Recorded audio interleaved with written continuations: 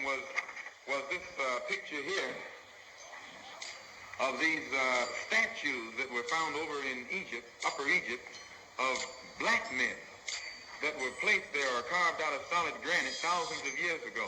And if you notice, he didn't ever turn it toward the camera. He kept it down. Well, I started to turn it toward the camera, but I didn't. I was trying to be polite. And at that point. And but today in the Los Angeles Times on page 2, they have this same picture. You look in today's Los Angeles Sunday Times, and they have a story on page 2 about this temple over in Africa. They call it Egypt, but Egypt is in Africa.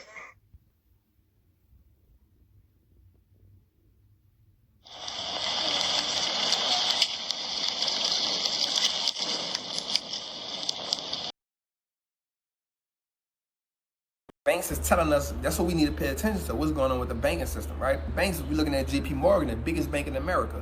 Look what they said. Look, we're going to just take $10 billion, billion with a B. We're going to take $10 billion and sit it to the side. That's for loans and stuff that we know we ain't never going to get back. You feel me? So you like, wait, money we ain't getting back. Yeah, it's $10 billion. We ain't getting it back. We know people can't pay their loans. We know this ain't happening. We ain't getting that back, so we ain't tripping, right?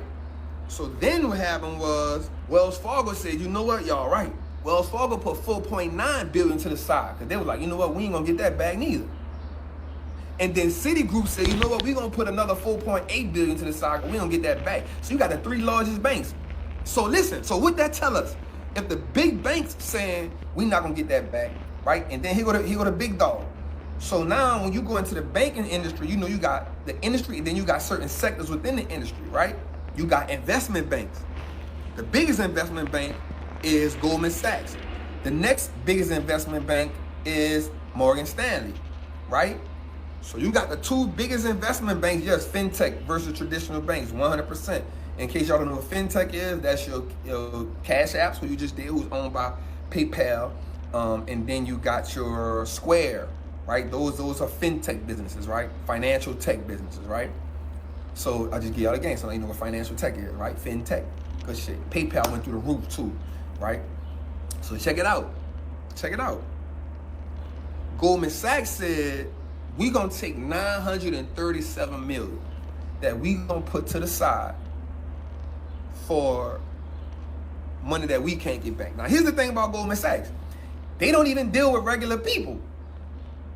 They deal with businesses and stuff. So first of all, they dealing with a whole new kind of, they dealing with different business. So Goldman Sachs do a lot of underwriting. So what underwriting is some game for y'all. So what underwriting is when a business goes public, right? They got to first go to an underwriter. They say, you got to go to Goldman Sachs or Morgan Stanley or SoftBank, somebody like that. And they're going to evaluate your business, tell you how much your business is worth, and then you put it on the market. That's an underwriter. They make a lot of money doing that. And so they was like, okay, so now they putting money to the side. So what does that tell us? Right? So that tell us this. Now, if the banking industry is putting money to the side, the banking industry is not giving away debt in the form of bonds, right? If they doing that, then that ought to tell us that we in trouble. We in a little trouble. So even though the stock market is running, the stock market isn't a representation of what's really going on. Feel me? It's inflated because the Fed keep putting money in them. You feel me?